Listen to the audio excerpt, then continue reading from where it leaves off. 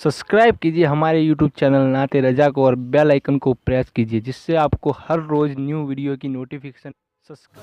एक शख्स, एक जवान अल्लाह के नबी सल्लल्लाहु अलैहि वसल्लम के दरवाजे पर बैठा अपने सर पे खाक डाल रहा था। मैं बतौर मफहूम पेश करूंगा अपने अल्फाज के जामे में। वो खाक डाल रहा था अपने सर पे खाक डाल रहा था। फारूक आजम हुजूर की बारगाह में जा रहे थे। उसने कहा, उमर मेरी सिफारिश कर दो हुजूर से कि हुजूर मुझे माफ़ कर दे, मेरे लिए माफ़ी की दुआ कर दे। फारूक आजम गए, कहा सरकार एक बंदा है जो दरवाजे पड़ा सर पे खाक डाल रहा है और वो कहता है कि हुजूर से अर्ज करो कि हुजूर मेरे लिए दुआ करें कि मेरी माफ़ी हो जाए और हुजूर भी मुझे माफ़ कर दें। फारूक आजम से सरकार ने कहा बुलाओ उसको। कौन है वो आया, वो जवान। सरकार ने फरमाया क्या हुआ? कहा हुजूर मैं हलाक हो गया, मैं तबाह हो गया, मैं बर्बाद हो गया। आका ने कहा हुआ क्या? कहा हुजूर बस इतना है कि मैं तौबा करना चाहता हूँ, आप मेरे लिए दुआ कर दें कि अल्लाह मेरी तौबा कबूल कर ले। अब हुजूर अलैहिस्सलाम को चूंकि आगे की उम्मत के लिए रास्ता बताना था ना, गैबदा नबी को, तो सरकार ने, मैं तुझसे हुआ क्या है वो बता। हुजूर मुझे शर्म आ रही है, मैं कैसे बताऊँ, मैं क्या अर्ज करूँ आपसे। आका ने कहा हुआ क्या तेरे गुनाह आसमान के तारों से ज्यादा है? उसने कहा हाँ। जमीन के जर्रों से ज्यादा? हाँ। समुंदर की झाग से ज्यादा? हाँ। फिर आका ने कहा क्या तेरे गुनाह अल्लाह की रहमत से भी ज्यादा है? अल्लाह की रहमत से ज्यादा है तेरे गुनाह? रोने लगा। रास्ता हुजूर ही ने बताया, लेकिन आगे के लिए हमारे लिए भी गोया के राह बता दी गई। अल्लाह की रहमत से ज्यादा? वो कुछ नहीं जवाब दिया, रोने लगा। वो पूछा क्या हुआ, बता तो सही। उसने अर्ज किया आका मैं कफन चोर हूं और मैंने 999 लोगों के कफन चुराए थे और 1000वां कफन जब मैं चुराने के लिए गया तो मेरे साथ एक बड़ा अजीब हादसा हो गया। एक तो कफन चुराना ही बहुत बड़ा गुनाह था, हालांकि अब शायद कोई कफन नहीं चुराता क्योंकि कपड़ों की बड़ी इफरात है। अब उस दौर में हाथ से कपड़े बुने जाते थे तो लोग कफन भी चुरा के बेच देते थे, बिकते थे चोरी हुए कफन भी। अजीब दौर से भी लोग गुजरे हैं। आज बहुत कपड़ा इफरात है, बहुत के आजकल तो कपड़े से ज्यादा शायद कोई चीज इफरात हो। बहुत कपड़े सस्ते भी मिलते हैं। तो कहा कि जो गोरकुन होता है ना, कब्र खोदने वाला, उससे भी मेरी पार्टनरशिप थी और वो मुझे आके इत्तला देता था कि फलां का इंतकाल हो गया, आज आ जाना, वो निशान लगा देता था। ये जो हदीस मुबारका में अल्फाज बज़ाहिर नहीं आए हैं, मैं आपको समझाने के लिए कहता हूँ ताकि आपकी समझ में आ जाए बात। इसीलिए मैं ये कहता हूँ कि मैं अपने अल्फाज के जामे में बात कर रहा हूँ ताकि हदीस पाक का तक़द्दुस भी कायम रहे और आपको बात भी समझ में आ जाए। जो लिखा है मिनवान में वैसे पढ़ के तो नहीं सुना सकूंगा, वरना फिर हम समझ नहीं पाएंगे। तो उससे मेरे पार्टनरशिप थी, मेरे उससे शिरकत थी कि मैं बताऊं, वो मुझे बताए कि, और फिर मैं आकर के कफन निकाल लेता था, बेच देता था। मैं उसको कुछ रकम दे देता था। एक दिन उसने मुझे इत्तला की आज बहुत मालदार घर की लड़की का इंतकाल हुआ है और कफन जो होगा वो दीबा का होगा। उस जमाने में जैसे आज हमारे यहाँ जो वो बहुत कीमती कपड़े होते हैं ना, कुछ मखमल है, ये है, वो है, पता नहीं क्या क्या सब, तो वैसे उस दौर में बहुत कीमती कपड़ा होता था दीबा का। उसका कफन दीबा का है, इसका मतलब बहुत दिनों तक का खर्चा निकलना था। तो उसने निशान लगा दिया ताज़ा कब्र पर और मालदार थी वो लड़की, मालदार घराने से थी।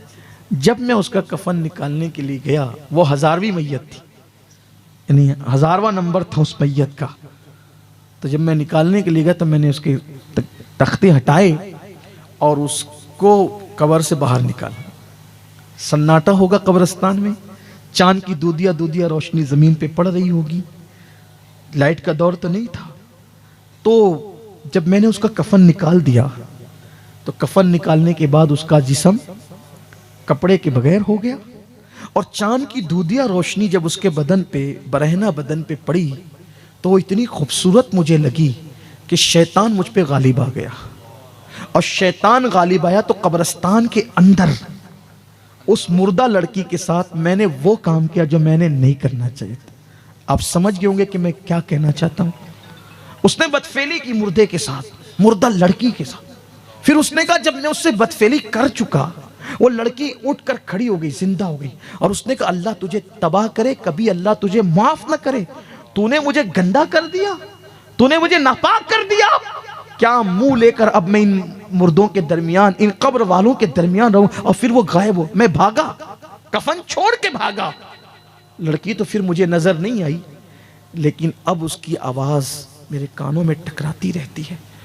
نہ کھا سکتا ہوں, نہ پی سکتا ہوں, نہ سو سکتا, سکون نہیں ہے, سکون, بے قراری اور بے چینی. آقا اب میں توبہ کرنا چاہتا ہوں, اللہ کی بارگاہ میں معافی مانگنا چاہتا ہوں. کہتے ہیں کہ جو جتنا بڑا علم والا ہوتا ہے اتنا زیادہ اللہ سے ڈرنے والا ہوتا ہے.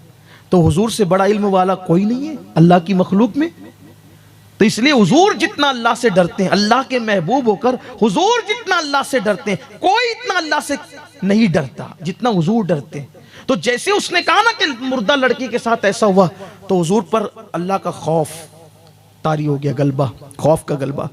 آقا نے جلدی سے یہاں سے دور ہٹ. نفرت سے نہیں کہا, جھڑکنے کے لیے نہیں, وہ جو اللہ کے خوف کا غلبہ تھا, جلدی سے تو یہاں سے دور ہٹ, مجھے ڈر لگ رہا ہے کہیں تیری وجہ سے آگ نہ برس پڑے, دور ہٹ جا یہاں سے. وہ نکلا وہاں سے اور جنگل میں گیا, اور جنگل میں جا کر خاک ڈالنے لگا. خوب روتا تھا, خاک ڈالتا تھا, اللہ معاف کر دے, معاف کر دے. اسی طرح کئی دن بیتے, مختلف روایات میں مختلف ایام کا ذکر آیا ہے.